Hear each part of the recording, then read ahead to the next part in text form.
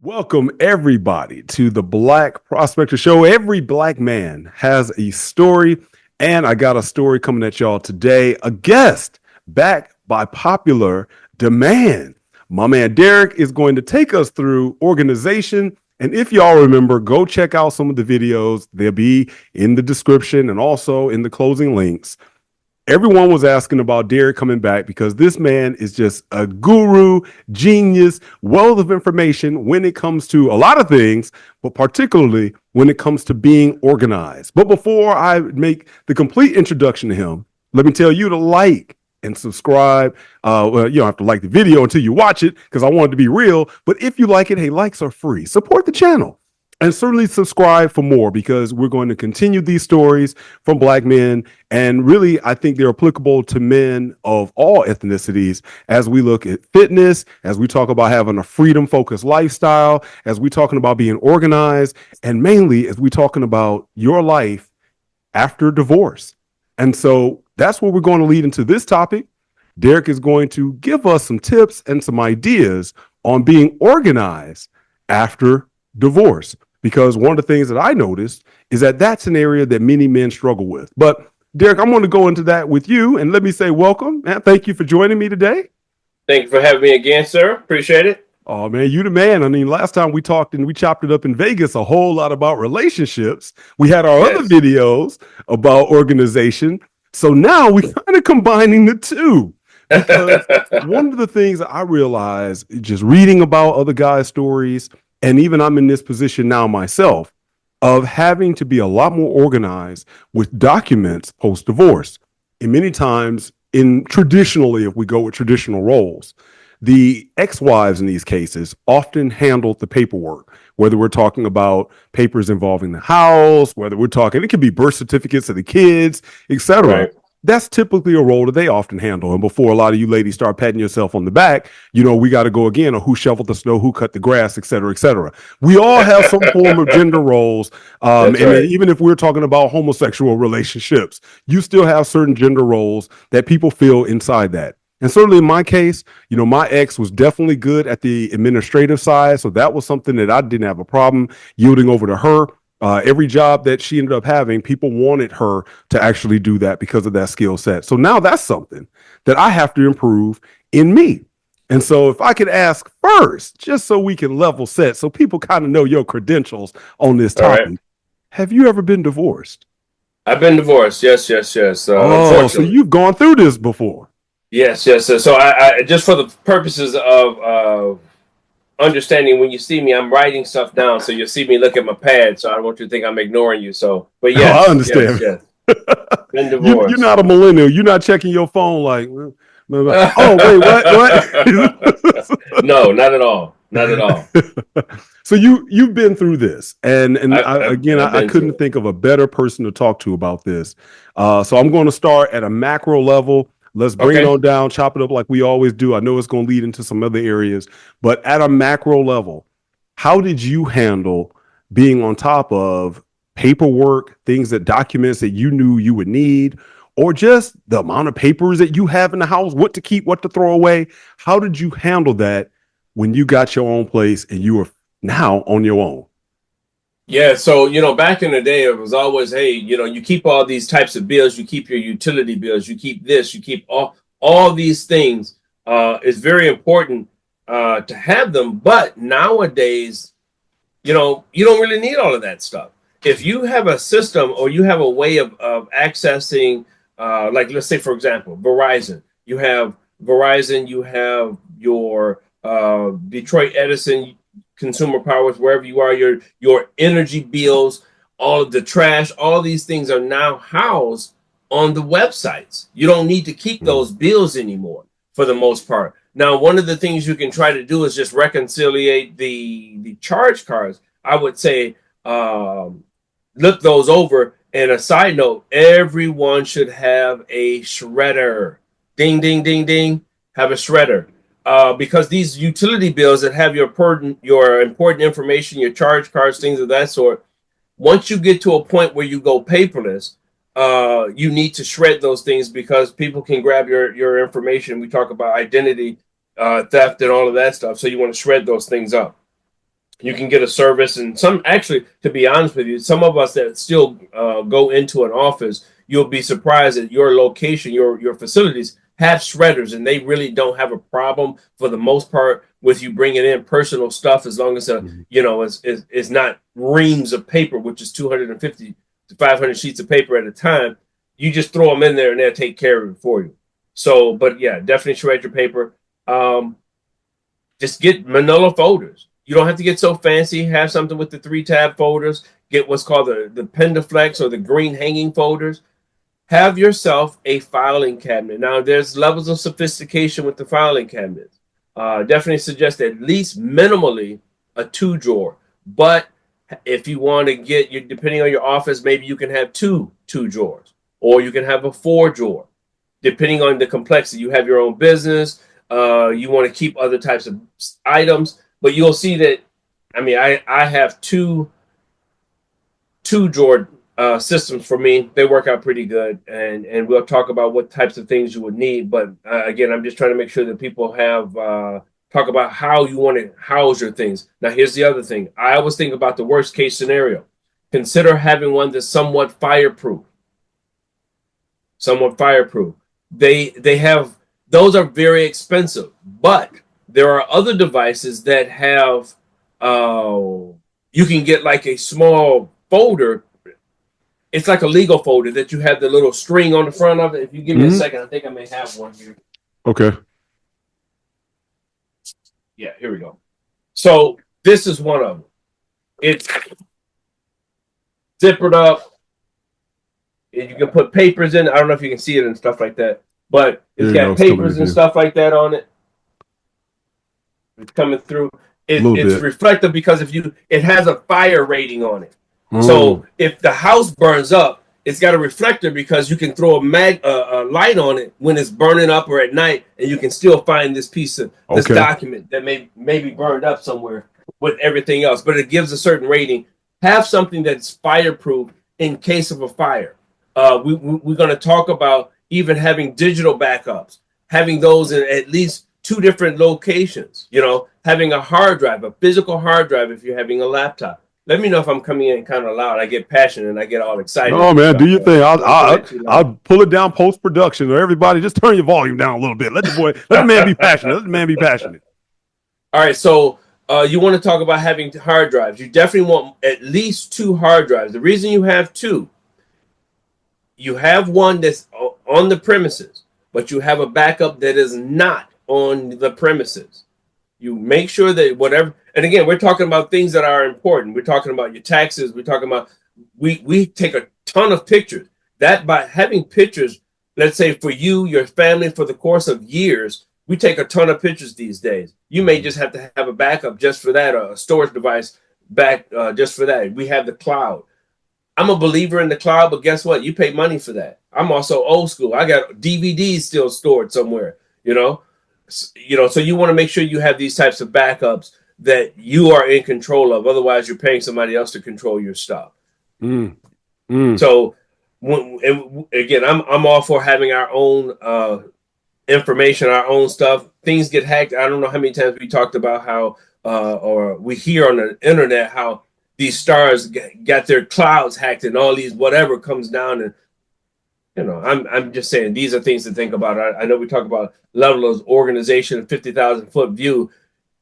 You have to find out what works for you. And I'm just mentioning things that say, oh, you know what? I didn't think of that. Oh, I didn't think of that. Oh, what about that? Oh, that's a good point. I see in the background you have a cassette disc. Those are some things that we used to have up and so forth. We used to have those. We don't do those anymore. But hey, they serve the purpose. We still want that purpose to pull through to this year, and for our needs. So it's a lot of stuff. All right. You tell me which area you want to hit. All right. So first, I like that you laid out first some tools. Yes. When you mentioned the file cabinet, you mentioned the hard drives, and you said on and off premise. So I'm going to start there because actually I just had this conversation with my nephew. I think in terms of my family and my father, mother, etc., that part of the family, I have some photos, but then some are scattered. My brother has some, my father has some, etc. Now, when it comes to my family, I have most of the photos. I kept the computer hard drives, etc. Mm-hmm. Now, so would you recommend? I do have them backed up on a hard drive. So I asked my nephew about the cloud because I know he's in IT. We talked about some of those solutions. Like you said, the price of them are pretty expensive, especially if you look at it. This is something I plan to keep for the next 10 years. And then Right. what if I, for whatever reason, I can't pay it or don't want to pay that bill or whatever? What if I forget about it in some cases? Exactly. Now what do I do? Because you're paying maybe $5, $10 a month. That's not cheap. So would you Right. perhaps recommend going the hard drive way, going back a decade ago, going the hard drive way first and maybe giving them, we'll say maybe to one of your kids? Well, yeah, that's definitely the way to go. But here's a catch. Let me throw this tidbit. Let's say no, I'm not gonna go hard drive. I'm gonna go IT. I'm gonna go cloud. Okay, they increase it to $100 a month because Yeah. that's where it's going, right? So Right, because they now, have it now. They got you hostage. exactly. Now here's the catch. I don't want to pay $100 a month anymore, but I got 5 terabytes out there. How do you get it off? Before you say no, you have to go to that cloud and guess what? Download it to a hard drive. So that's going to be a catch 22. You're going to have to get a hard drive anyway. You might as well start now and get into the habit of saying, I can use the cloud, but you set yourself a schedule. Every month I download, boom, boom, boom, boom. You have yourself a schedule of how you're going to maintain that. Now, we were started off talking about the filing structure and things of that. So you'll find that there's certain documents that you simply don't need on a regular basis. Okay, I want to keep my utilities. Do you really need to keep them for 15, 30 years? No, you may need to keep them at most 18 months only so that you can have a running tally to put a side by side of saying, hey, what were my expenditures at the same time for the electric bill last year? Mm-hmm. Now, but even on the website, they have that information readily available just the same. So you have to figure out, but 18 months is the extreme max for utilities. There's certain things you just don't need on a regular basis. I highly suggest things that relate to taxes. Ding, ding, ding, ding. You want to keep for at least, if they're taxes, you got to keep them, period. You do not get rid of those. Have yourself a nice printer that you can scan documents. You have these receipts for your business. You want to get into a system that you're scanning those. And guess what? When you're scanning those, have an electronic file structure that's going to benefit you. For example, let's call company whatever, ABC. ABC has to have a list of things that you have underneath there, such as documentation, receipts, pertinent information, contractors, contact information. You may want to put those into some things you'll use on a regular basis, but some things you won't. You want to break that down to, okay, 2024, 2023, 2022, have those years down there. And then what you'll do is break out those folders accordingly after that. Now, one of the things I do, I'm very stickler for the organization of file structure. I create a folder that's called copy to. It literally says COPY space TO. Well, what's that? Well, every time I create a year, underneath that year, I have all those folders, legal, contacts, utilities, things like that already in that copy to folder. Anything that I may need as a template, again, I'm big on templates. I simply, the next year, I copy that over. Boom, now all my file structure is already created. And it's automatically in the system. Actually, what I name it is ZZ space copy to, because it automatically falls to the bottom. It makes it less priority, and then I just grab it and copy it over. And I always have something that I call do not use. I don't delete anything. I just do not use it. Right? So you never know. You saved it for a reason. Those reasons can come back. So when we talk about, when we talk about storage, the hard drive is your storage. So, okay, let's keep it for 5 years on my laptop. Okay, the rest of them are on my storage drive. Things like that. But again, you want to get in the habit of technology changes. And I hate to say it, every 5 years or so, get a new hard drive and copy that old hard drive over. Because keep it as a secondary backup. Why? Sometimes things happen to media and they degrade over time.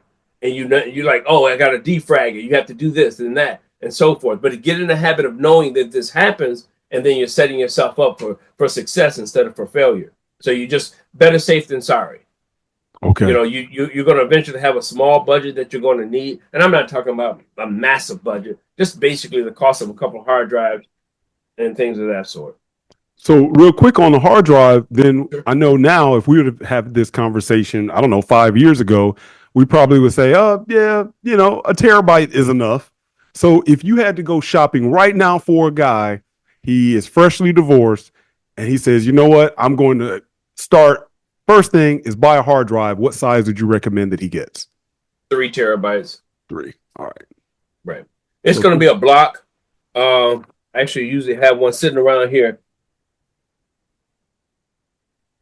But it's going to be a block nowadays. Mm-hmm. They're not too big, you know, a small little block. Again, I had one here. I can show you what it looks like, but it's not that big anymore. Have one of those blocks. Because I have one literally. Yeah. So I'm thinking it may be, they're coming down in price, maybe 100, 150. Okay. Something like that. They're not too bad. But and here's the thing, is however you want to do it. If you want a separate drive for every year, obviously you don't need that much of space. But if you want to have stuff that's going to have multiple years on it, get bigger stuff so you don't have to worry about all that finagling. Every piece you have to worry about where you're going to keep it at. Okay. So could we perhaps do a hard drive for one hard drive exclusively for important documents? Another hard drive, we'll say, for photos that we wouldn't want to lose and destroy. Or would you, how would you segment that? Do you think they would be that's a good catalog? What's going to be what's going to take up the most space are the pictures. Yes. And the pictures are going to take up the majority of the space. And I'm saying 3 terabytes, assuming everyone's going to have pictures. If it's just data and just scan documents, and again, it's back to when you're scanning, you have to know how to scan. You scan at 300 dots per inch DPI, and you scan it in color. Please scan them in color, never in black and white, because color means something when you're looking at it. And if you have to print it, people want to see the color. So you want to scan it in color. Do not, if it's front and back, blah, blah, blah, that's fine. But you want to separate it. You can get those for relatively small bite sizes, and they don't take up so much space. You won't need that much space. It's the pictures that's going to really, really do it for you. JPEG pictures, things of that sort. If it says scan, make sure you scan it as a PDF and not as a JPEG. Okay. If it's going to be a document. Now, if it's a picture, keep it in its original format and go from there, whatever it is, because you did it one way for a reason. And on your cell phones, when you're taking pictures, people, please do not take pictures at the highest resolution. Don't do it. Medium is good. Even slightly, if it's got 10 ranges, the options of 4 and 5, let's say, right at that cusp going down, because we're not printing these pictures. We're not printing them in poster sizes. So keep them in JPEG, keep them small. That includes the video. And when you're talking about video, take 1 minute videos.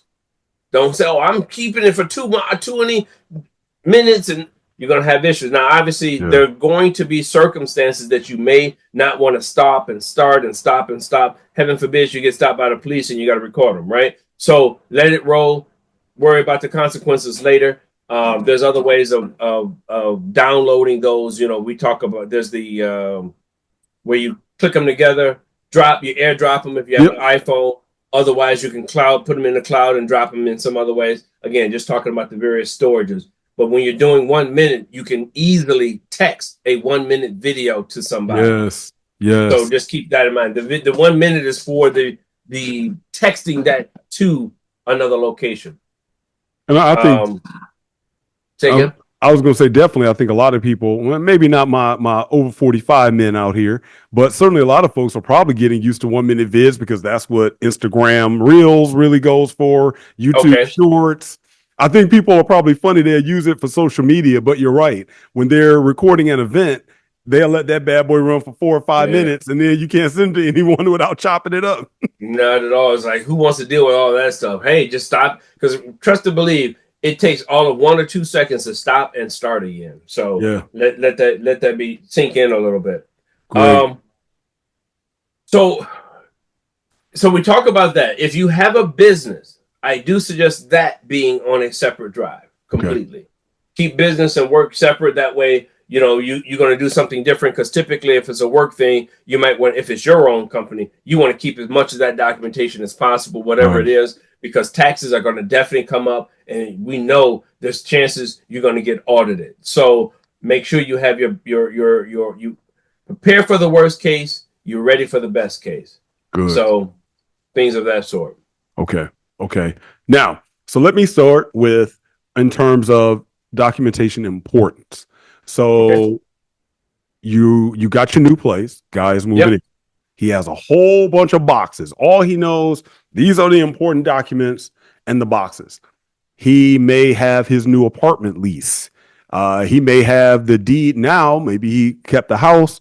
And so kind of like with me, I had to refi the house, etc. So now that means there's a difference in deed, those kind of papers. And of course, probably when you're getting things switched over during that first year, can't think already of how many times I've had to present the divorce decree. What do the final divorce papers say in order to take my ex's name off of things? Guy has that in a box.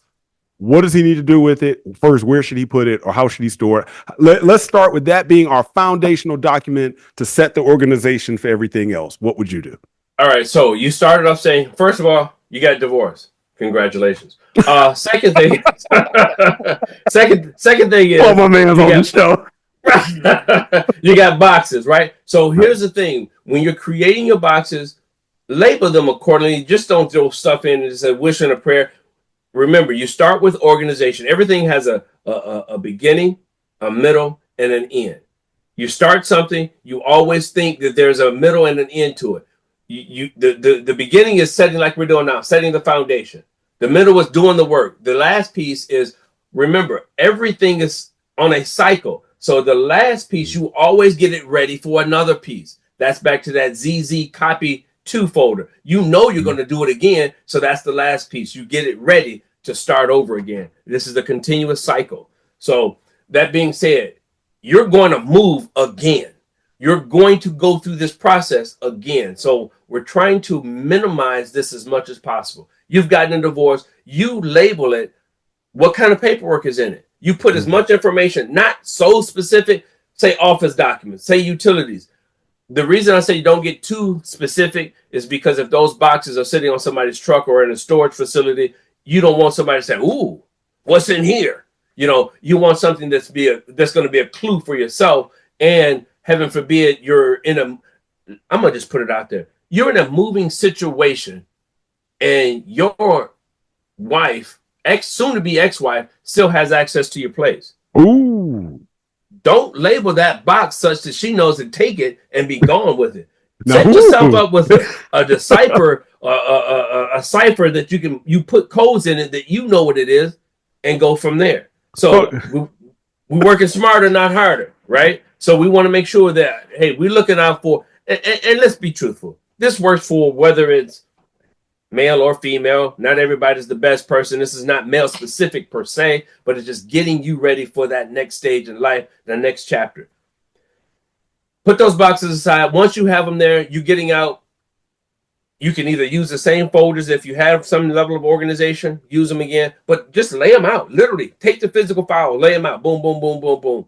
You're going to have categories. Like you said, okay, well, what's important? Do I care about old utilities from another house? No, get rid of them. Gone. Right? Unless you have something relative to a business where you are writing that stuff off and you still need that for your business. Again, I will always fall back on anything relative to a business you're doing and trying to keep, you keep that documentation. That includes if your home is being used as the office, you can still write off your home utilities, which still falls now under your business. So those things you keep. So anything relative to a business you keep. So you use that with a grain of salt. Lay it out. don't be afraid to write out what you need. Okay, I need taxes, I need divorce decrees, I need birth certificate for the kids, blah, blah, blah, blah. All those important documents. Like you said, very good point. Divorce decree. Scan it. Scan it, scan it, scan it. Make sure when you scan it, there's a seal on there. Make sure that seal shows up on that copy. So make sure that you have a good enough printer that's going to scan and show that there's a highlights and the shadows in it, and show that there's an official seal on that, because that makes it an official copy even, right? So have that. Make sure you scan them. And the reason you scan them is for backup. Because here's another thing. People, your cell phone is a storage device. Have a spot that says important documents where you can have those documents on your cell phone. Well, why would you need that? Well, it's not like we ever go to court and we got to send something through a text message that says, hey, here's my divorce decree. Hey, here's my resume. Hey, here's my kid's birth certificate. Hey, here's my driver's license. All these things you take a picture of and save on your cell phone. Driver's license, social security card, passport. If you live near a border, Nexus cards, anything that can get you in and out of the country. If in the case you lose your wallet, your purse, or whatever, your man bag, whatever it is, always have important documents on there. Now, if you have underage children, you need that for the kids too. All that I just mentioned. And that includes even if you have a child that is 16, 18, 20, 22, get a copy of theirs too. If they get in an accident, who they gonna call? You. Right. Dad, where's my social security card? Dad, do you have a copy of my driver's license? I lost it. I mean, they pulled me over and I don't have my driver's license. I'm gonna send it to you. Boom. Worst case scenario, think about it. You have that stuff. We are the head of our families. Boom. And here's the catch. If you have your significant other or soon to be ex, get theirs too and have it, because you never know when you might need to say, does she look like this? Hey, man, I got to jump in and say one thing I learned, especially if she's the one that traditionally handled the accounting for the house, she has your information. Ask me how I know, because my ex went and got a credit card behind my back with all of my information. Bingo, bingo. These things often happen because they will use your information in a heartbeat in order, and it could have even been for innocent purposes to begin with, such as setting up bills. And it's like, okay, I need to have your driver's license number to do it, whatever. But you better know that she's writing that down for nefarious purposes as well. And then, I kind of thought about that, and I'm glad you mentioned it. I have to say there was a complete shift in my brain that I'm still working through, not even 6 months out. And that is what needs to be protected for privacy and what I can actually leave a little bit more out in the open, because I don't have to worry about somebody going through my stuff. I've lived through a decade plus of somebody creeping through my stuff. So even if it was something innocent, it's still like, I don't want this to disappear. Or I don't want them all up in my business, because 10 years ago, it was like, I need to start separating some things. And now I realize it helps my memory, because instead of me having to think 2 or 3 times, which is, where did I put it? Where am I going to put it to remember it? Did I hide it? Now it's like, I don't care. It's out in the open, because the only person who got access to this house is me and my son. And he's been already told that if I ever find somebody else, namely your mama, up in my house, you're going to be going out the door with her. So, you better be careful. Well, Dev, you my man. I'm going to have to tell you something. Worst case scenario, always prepare for the worst case scenario. Get yourself a filing cabinet with a lock. Lock it up. Because you don't know who he bringing over. Got the safe. You're right. Right? Exactly. So you keep that set. And here's the other thing. Well, the ideal is, that's my ex. I hope that I'm going to have somebody else around. They're going to be in and out of my house too. So I need to not have that around to get prying noses going and eyes going. Hey, I want to be nosy. How much he make? Because we know how they do, right? Let me get that social number. Maybe it's the old medicine cabinet thing. Yeah, I'm in here peeing, water running. They all up in the medicine cabinet.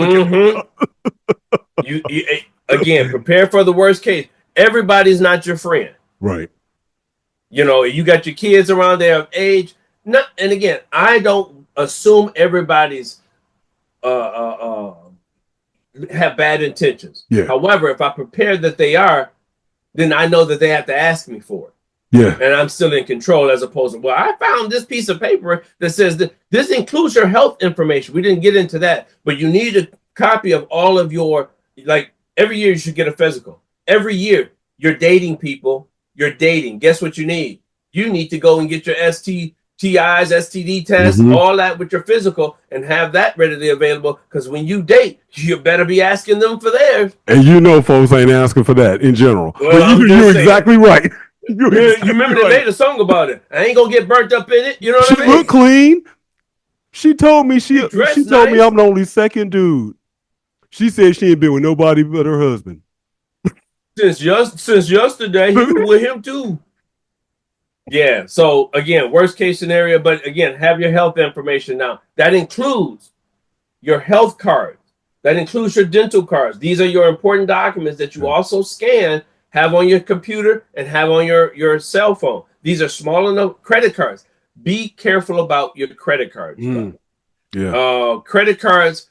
Apple has a nice little app that has it that you can store them and things like that, and it's somewhat secure. I have an Apple phone, so I don't know what the Android had. I don't think they had that, but I stay away from scanning my my charge cards. But here's another thing that we got to keep in mind. We didn't talk about this one yet, Dev, but passwords. There's a million passwords. This is what I use. Have a cipher. Never have your passcode anywhere. Don't. Let's just say, hey, I got this button here. I don't know if you can see it. Yep. Remember this? Yep. Those staples or whatever. All right. So we're just going to use this. Let's say I'm going to use Easy. Easy is my password. Now, they say you have to have 12 characters, 8 characters with a special character. Okay, let's just say for the sake of discussion, Easy. I need 8 characters. Easy. 0, 0, 0, 1. That's 8 characters. Oh, yeah, I need to have a special code. E capitalized. I need a special code. Instead of the 1, have an exclamation point. Why do I say that? Now, let's just say, for example, it's for Republic Trash Pickup. That's my password. I would say same with a capital S. That's my cipher. Well, what's same? Now, I only know what same is. Right. If I have all these different codes back here, nobody knows what same is. Right. So nobody can know what my password is. They keep using the word same, it ain't gonna work. Right. Right. So those are the things that and here's the thing, have that on your notes in your cell phone as a separate thing that you need a passcode to get in and list everything you need as far as your passcode. Netflix, Amazon, whatever. Have every possible password in there listed there. Every time you change it, you go back to it and you update it.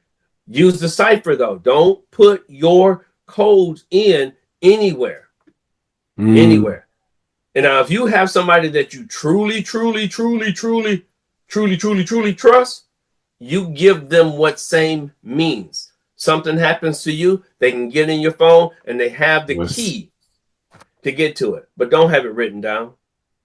That's a great point. And I think about, my friend that passed away in 2015. And, obviously it wasn't expected at 45 years old. But when you look at his social media, things like that, I don't know what his wife had access to, but a lot of times people do pass away, their social media accounts, things like that, it's still, you can retrieve photos off of there, just even whatever other memories you might want to retrieve off. Instead, it's just now a static social media account. And in the case of my mentor, Dr. Lynn Lewis, when she passed away, it probably was about a year later, somebody was creeping up on all of our Facebook pages as her. So I think they hacked her account. And I remember sending it to my cousin who knew her. It's like, Dr. Lewis passed away. Did you get something from her? He was like, yeah.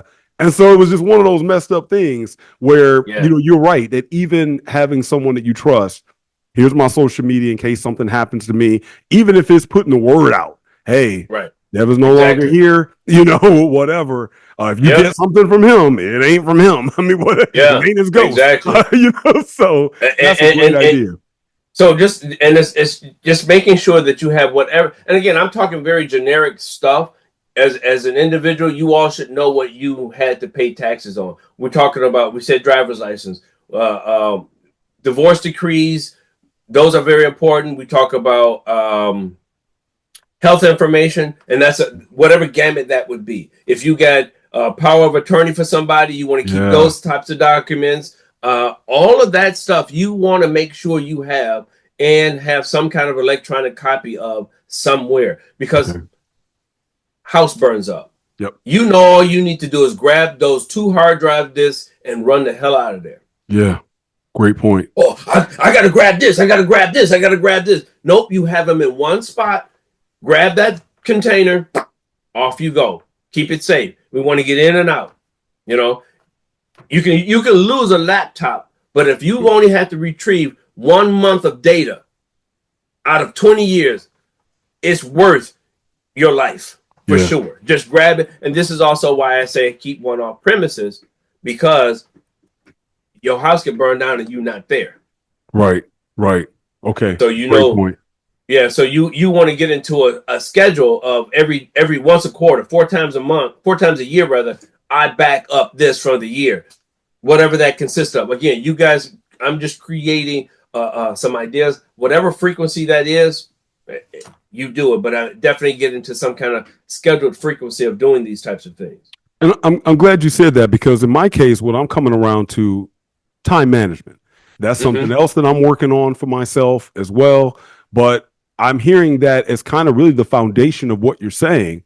You have to allot that time. So what would you guess in terms of, again, given a recommendation, do you think a guy should put on his calendar an hour every 3 months, put it down? I use an app called To Do, whatever it is, make an appointment, because this is what I'm doing when I schedule my weeks now. I try to make an appointment with myself, whether it's an hour a week, of this is how I plan my week to go. So similarly, do you recommend a guy maybe schedule an hour? Do you think a half hour every month? Now remember, all of this is going to be relative to what kind of data storage that they need. If you have a ton of pictures, well, now you have to go to a cloud. You have to you'll eventually. Organization is a living, breathing thing. Yeah. You can set a schedule, then you have to tweak it. First time you get started, you're going to need more time. So the building is going to take longer. Exactly. So once you get that foundation situated, the time is going to be less. But definitely, to your point, very good point. If you are into the process of doing so many things on a scheduled basis, send you a reminder, a calendar. Hey, back up the system. If you have Alexa, you have Google, all of that stuff, tell her to remind you. It comes on your cell phone. It comes in your, hey, reminder. Hey, don't forget to back it up. Whatever, and get into those types of frequencies. If you got Outlook, you have all these different things. Set up a recurring message. Boom, boom. Keep telling you. And you get in the habit of, I need to snooze it because I didn't do it. Right. Don't just kill it. You know what? We're working smarter, not harder. So that reminder is there for a reason. So set up a reminder that's going to say, and to your point, maybe an hour is a good starting point. That will be a lot of time. Initially, you're going to see all I need to do is back, because every month you should be backing up. Yeah. Every month you back up, and what do? You're already in the folder. Yeah. Drag and drop. Boom. How much is that going to take? Right. Oh, I need to take a quick break. Oh, I got to go here. Drop it. Boom. You come back. It's done. It's done. You're not going to see it's going to take that much time when it comes to the electronic stuff. When you get the other things, have yourself, highly suggest you have an area that's you're setting up as an office-like area. It could be a desk in a foyer. It could be somewhere. It could be your island or whatever. Have yourself something that you're keeping incoming mail. No, then and if you're going through a transition from living with somebody, having a significant other, whatever that case is, you want to make sure you retrieve all your documents and save them, meaning the actual mail. Grab them, look at them. Don't just throw them away. Yes. Open up every piece. What is this? What is this? What is this? So that you are familiar with what actually is coming to you. And then you start creating your folder structure. But once you have it set up, you put in, hey, I got this from the mailbox. I don't have time to look at it. Inbound. I processed it. Okay. what do you need to do? Sometimes write a note on it. If you have you've written a note on the piece. One of the things I do is say, hey, keep, meaning I need to keep this piece of paper, and I need to file it again somewhere else. Inbound needs to be processed, and then once it's processed, get rid of it. Good. Or do whatever. You know, if you're going to trash it, if it says keep, scan it, do whatever, stick it somewhere. Put it in a necessary folder. You're going to find you're going to be adding stuff. If you have a house, if you have, as you mentioned, rent, you have to have your rent lease. When you have rent, have all of your maintenance requests in there. The reason you do that is because that lease says something about maintenance requests. Anytime you put in some kind of correspondence with them, make sure you keep files of that until you leave there, because apartment complexes or rental properties or land contracts, whatever, they'll stiff you because they're looking out for themselves. Yes. You didn't tell me that. Don't. Yes. Make sure you have all the necessary tracking. Text it. Don't always verbal it. I used to work at General Motors. They had a thing they called AVOs, avoid verbal orders. Hey, if you tell me something on the phone, I'm going to back that up with a text message or an email confirming, hey, on our conversation we had on blah, blah, blah, blah, blah, you mentioned blah, blah, blah, blah, blah. Is that accurate? And that's also a matter of, this is the same for work. That's also a matter of once you put that out there and they say, you're asking them a question, is this valid? If they don't answer, you don't do it. You didn't confirm it, so I'm not doing it. And you put on there, please confirm, will not proceed. Things like that. And again, just covering yourself. This is a lot of information to go through. But even, this is going to sound crazy, but we need to worry about our budgets from time to time, especially when these types of transitions, right? Yes. So one of the things is have yourself a spot, back to the organization or being, that says receipts. We're talking about food receipts. We're talking about grocery receipts. We're talking about if you're doing construction and things of that sort. Separate them. One of the things I do is separate them. Hey, one for Menards, one for Walmart, one for Lowe's, one for blah, blah, blah. So I know automatically where I need to go to look for a particular receipt. Because if you need to take it back, you threw the receipt away. Bruh, can I add something to that, please? Hey, and again, you the pro. But man, I'm so glad you said that, because for a lot of you guys, you're out there dating, you have no idea how much money you're spending. And this is where, because dudes, we get into that habit. I mean, since we started perhaps not even driving at 15, when you're getting dropped off by your mama and daddy to take little Sharon to the movies. You back then, what we were kids, it might be $350 or whatever. You know, you're not thinking, oh, it's $350 for me, it's $350 for her. You're thinking $350 for me, but no, you actually spent $7.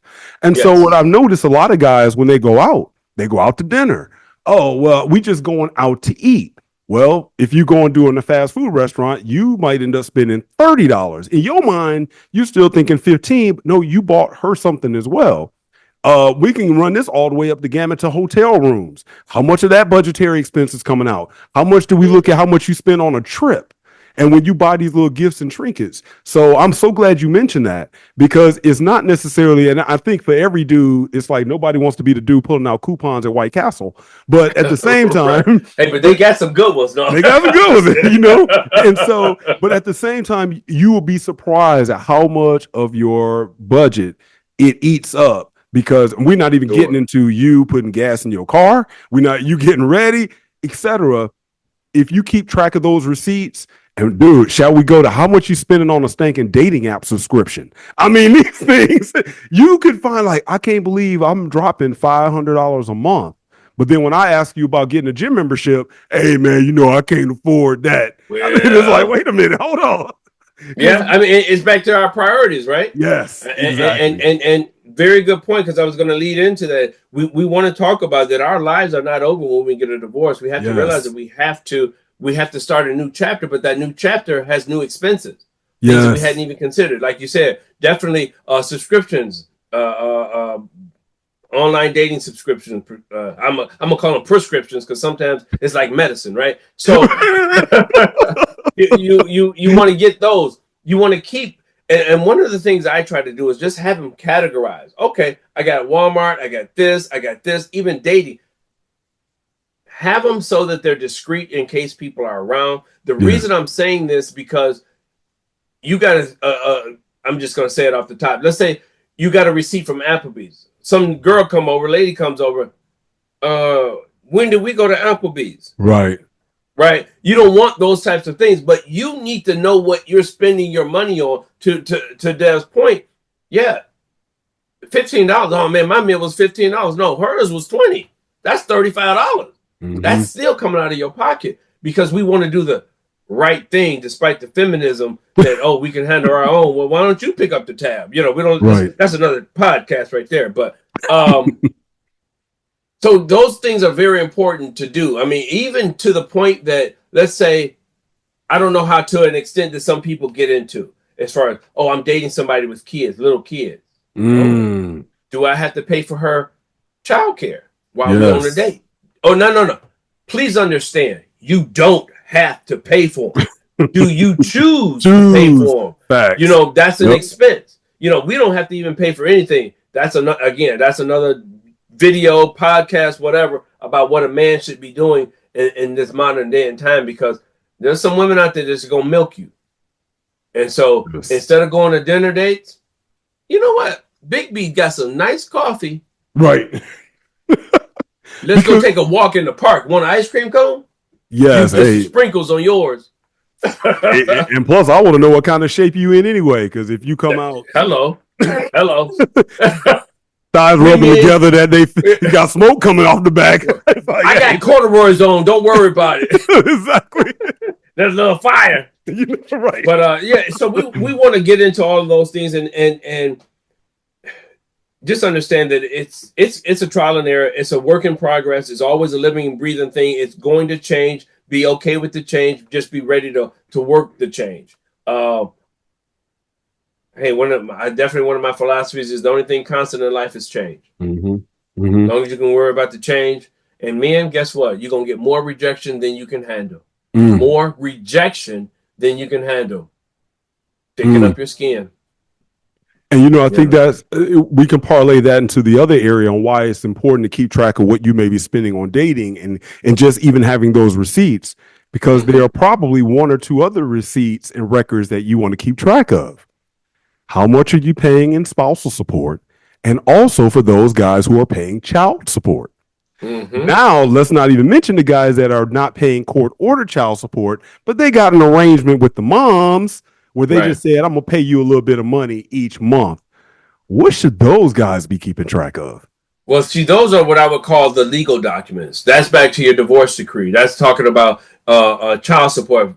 And to your point, one of the things that really happens is if you can tally up your stuff every year, and then you keep a spreadsheet of what you're paying on these types of things, it makes things at a glance, so to speak.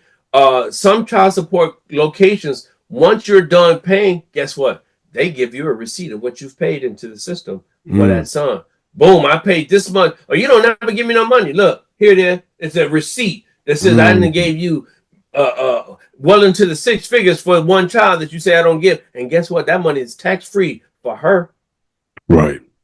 So, things like that. Even so, you want to keep all those documents. Anything, even if you get a speeding ticket, you want to keep those types of things. Just so, one, you have a record of it. And what we may want to even talk about is, folks, even when you get a speeding ticket and you go to court and they say they're going to expunge it, there are two systems. One's for your driver's license and one's for the insurance. One got off. It ain't off, not nothing intended, but it ain't off on the other one. The second one of the insurance is still there. Oh, I got them 2 points waived. Yeah, for your driver's license, but they're still on your insurance. So you got to keep those because that comes up. That's an unfortunate piece that they get you on. Wow. So keep those records up too. And it's still an expense. Those things are not cheap. Good point. So I'm almost thinking we have, and correct me if I'm wrong, but let me tell you what I'm envisioning as we go along. Sure. And I'm glad you mentioned a room. Almost like having perhaps a room, area, whatever, set up similarly to what we have with the library, where you have these documents, when you walk in here, this is your document area. Right. And within that area, you have maybe 2 to 3 levels of security. We'll just say perhaps level 3. We're consider one the most important. Level 3, out in the open. You don't care. Like you said, it may be the Home Depot receipts. No big deal. Right.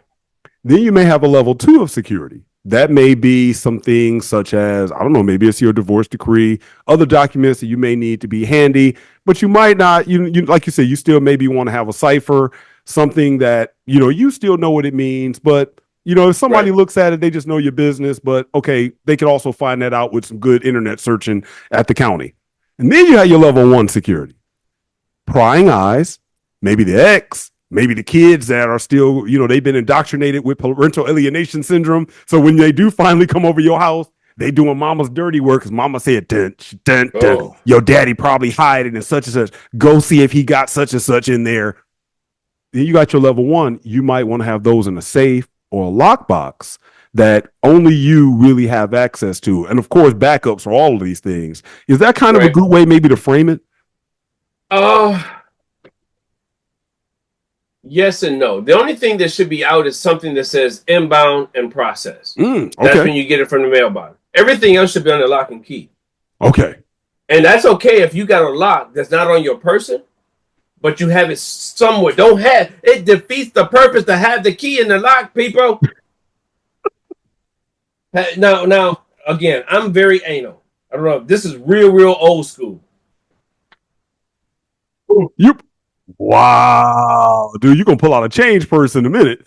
No, I ain't gonna. I don't keep change. But I have this in there, right? And I got little devices like this hidden in pockets, just in case I need to tighten up my glasses, tighten up little screws. When you got kids, guess what? Those little locks on the bathroom, kids lock them things, and sometimes you can't get out.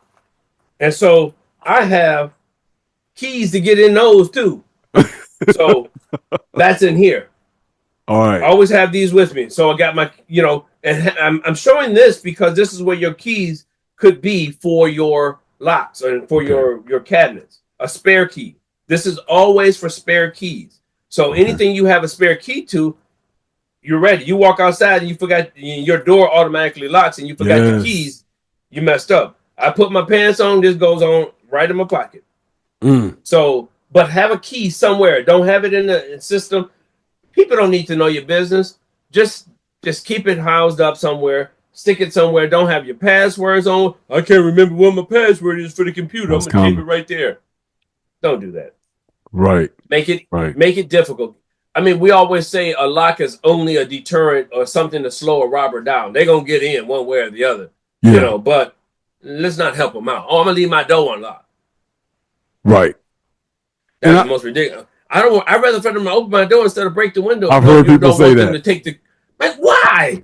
Usually the only people that make that goofy comment that I've ever heard are suburbanites that never lived in the hood. Because those of us who lived in the hood, we know we don't want our window broken, nor do we want our car stolen. So we look at the odds. So forget that. But I'm gonna make it harder. Exactly. I'm not gonna at least I can hear a window break. Thank you. Exactly. But I'm glad you mentioned that because it goes into the phone as well. I think that's the other probably advantage of the phone. Every phone pretty much now requires some facial recognition to get into it. So that's a great point that even being able to have some things secure there that allows you to go somewhere else. I don't know if people are aware of this, but I heard something about if you get, and I hate to bring this part into it, but if you are getting stopped by a police officer, they can require your face to unlock your phone and have access to it. But they need a warrant if they have to use a code. Wow. So if you put a code on your phone, it locks it down so nobody can get access to it unless you have it. And we always know about the facial recognitions. He's sleeping, Right. Yep. Whatever, those types of things. Exactly. So I use a passcode for mine. Okay. Things like that. And don't forget, we talk about your passwords. There's passcodes equally that should have a cipher just the same. Oh, you need a 4-digit code. You need a 6-digit code. Okay. Make one up. Call it same. You know what it is. Throw some extra characters on the back end, front end, whatever, and go from there. Trying to think, what else you got there? Well, I think we can actually begin to wrap it up because I think all of a sudden somebody's doing some yard work around here. Can you really hear the buzzing? No, I can't hear All it. right, good. That's good to know. All right, good. I can hear it. So, all right, and let's say we give 15 more minutes or whatever else you got. Sure. So, we started. I think you gave us a great outline of what to do when we first walk in, how to get everything together. You gave us the tools on how to get started. You've even given us an idea of the amount of time it may take to update these things. Is there anything else that, in your experience now that you've gone through this, that you've noticed that may have been either a stumbling block, some things that you wish you would have done differently going forward? If you have, let's say, for example, we said Verizon, you need to disconnect yourself with all old things. Meaning, well, I had this passcode on my account that we both shared. Change it.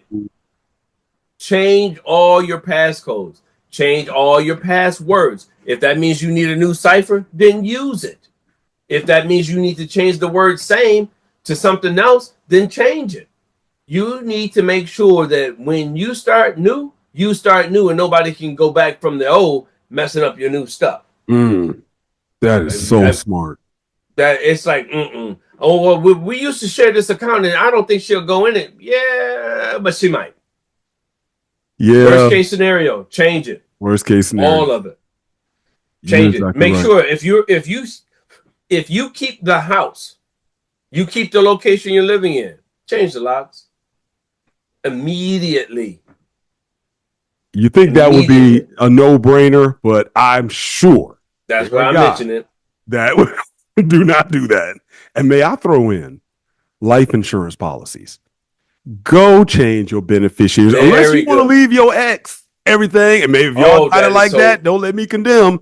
And one of the things I always talk about is the my emergency contact. Yes. Don't have I need a look, he's sick and we need an emergency contact. You listed we need to do this operation. Kill him. Right. I mean, unlife him or whatever they call it nowadays, right? Right. So it's like, again, we're just joking, but you don't want to give anybody that kind of power over your stuff because you forgot. I don't know how many people I've heard, oh, I forgot to change my beneficiary. Oh, yes. I forgot about taking them off my insurance. Now remember, this is considered as a life-changing event when you get a divorce. So you can change you can go down from family to single. Within this time frame. You don't have to worry about an open enrollment to make this happen. As long as you got that divorce decree, you can make it happen. That includes all your accounts. Very good point. All your beneficiaries, all the things we talked about, your bank accounts. We didn't talk about storing those types of things. Yes. Do you need a copy of your bank account records? No, you don't. Okay. However, you need to have something as if you got 401ks, if you have more, if you have some type of savings account, checking account, your CDs, if you have some kind of vehicle, money mutuals or some kind of money market accounts, those, yes. But your regular accounts, no, because those are generally accessible elsewhere and you can get online. But the other ones, you may need that paperwork just to show other pieces of paper. And it's better to have that than not, because heaven forbid that system says, oh, we kicked you out and you can't access it for one reason or another. Just better to have that stuff. And also, when you're doing this paperwork, if you have charge cards, have a list of your charge card number, your 3-digit code. Now, a lot of these things, even on your cell phone, you can put passwords. Even Excel and Word, you can put passwords on those documents. So that you can lock it down. Use your same cipher and all that stuff. The reason I'm saying this is because you're going to have your charge card numbers. You're going to have the PIN number on the front side, the 3-digit codes. You're going to have the expiration date. You're going to have the website where it's going. You're going to have the interest rate that's on it. You're going to have the phone number that you're calling and the time, the day of the month that you have to pay that bill. You can have this as your running tally of your utilities. Boom, I paid it. Put the dollar in it. Put the dollar amount in and the date you paid it, and just have it track through there. There's other devices you can use. Excel, I'm pretty savvy in, so I use that real quick. make sure you have that interest rate, because if you need to pay something off, you Yes. pay the highest interest rate off first, because that's the one that's killing you the most. Get Yes. those high debts down. And folks, we talk about there's the 50-30-20 rule. There's the 80-10-10 rule, where you're saving 50%, you're spending, your 50% goes towards your bills, 20% goes towards your expenses that you use right away, and you can flip-flop this, 30%. and 20% you're supposed to save. I'm sorry. Okay. 50% goes towards your bills, mortgage, and stuff, and then your 30% goes towards like your disposable income that you use to spend out of your pocket. But you're saving 20%, so you got to have a savings account. So you want to keep all that stuff situated and make sure you have something that's pointing out all those things you're saving, those vehicles you're saving in. You want to have that listed somewhere with all that pertinent information, just in case you need it. Having it on your cell phone with an additional passcode is going to be helpful.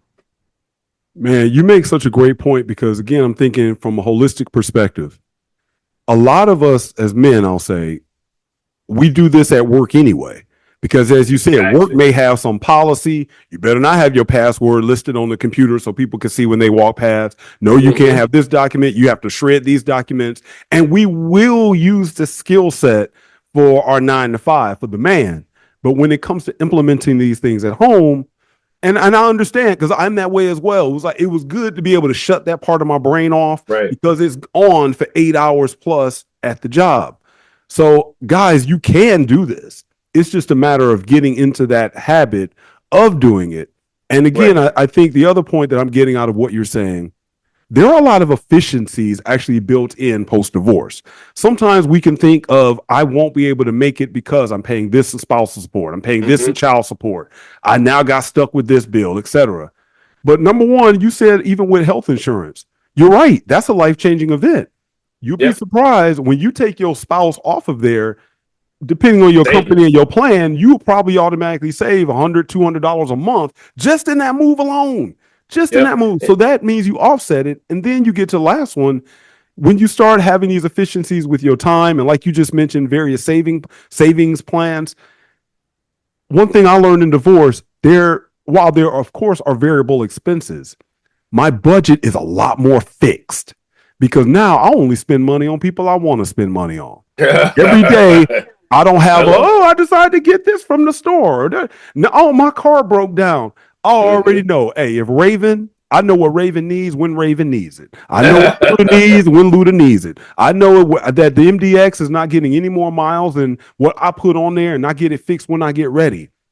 Right. There are not going to be any pop-up. Hey, I want to go on a family vacation. Hey, I want to do all of these. I'm actually saving a lot more money because it's just me than the variable expenses that you have when you're married. And plus, if you got little kids in the house too, that's also a constant variable expense. So it's amazing you pulled out a lot of efficiencies that should even help us I'll say, organize these things a lot better, and even give us more time to stay on top of them. Absolutely. Now, one of the other things is I want to make sure I point out is when we're doing savings, and again, I don't want this to go off into another tangent or whatever, but when we're doing savings, when you get a raise, don't spend it, save it. Oh, I got a 3% raise. Put that in your 401k or your Roth account. Automatically, because you're already living off your old salary. Yes. So go ahead and just keep saving it that way. And then once you start getting these bills down, that's going to get you more money to stick back over. You were with the company for 3 years. Let's say you go ahead and, your income goes up 10%. That's 10% savings right there. Yes. Yeah. And because your budget is now more fixed, it ain't that big of a deal. Where before, you better believe your wife knew when you got your raise. You better believe she knew when you got your bonus. And you better believe that there were some expenses that were trickling in her head. Oh, we can now get this. I can now get this kitchen done. I now need to go buy such and such. That's right. Now you mentioned something that just dawned on me. Sometimes some of our benefits with our company is also stock options. Yes. You get a divorce, make sure she's not attached to your stock options. You don't want her getting that. Great. You got her down as a beneficiary. Yes. Great point. Great point. Yes. Well, man, but Oh, go ahead. I don't know. Trying to think if there's. I'm looking around to see if there's anything. We didn't talk so much about car maintenance and repair work, but that's important as well. If you got a car note, make sure you have the car note. Treat it like a credit card. You have an interest rate on it. Things of that sort. Know what happens, and if you can pay it off. Understand that there is a difference between paying a car note off, paying your mortgage off, and paying a credit card off. Those are three different ways of paying things off. When it comes to a car, the interest rate doesn't accumulate like a mortgage, but it doesn't accumulate like a charge card either. Mm-hmm. So you got three different ways, and so it's a matter of also dealing with how to get rid of those things without hitting your pocket. Because at the end of the day, we want you to survive and we want you to be more successful than you were. How good is it that you become more successful after your divorce? That's what we're pushing for. Facts. Yes. Yes. That you are not lying. That's what we're pushing for. For sure. I didn't need you anyway. You were holding me back. Because I can do bad all by myself. Whatever. Oh, we know that. Right.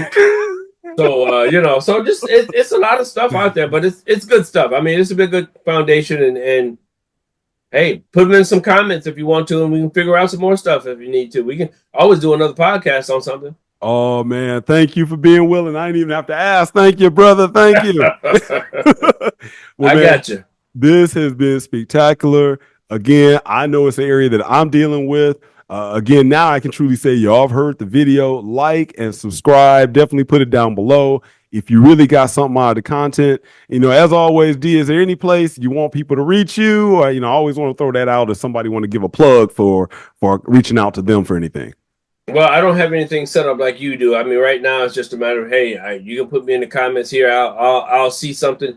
Dev will see something here. Reach out to me. We'll go from there. I'm trying to get this brother to get his own show going, his own channel, but Yeah, we'll get there. We'll get there. I'm not as big as you are. When I grow up, I want to be like you. Well, I ain't gonna throw shade on my tens of viewers, so I appreciate every one of y'all.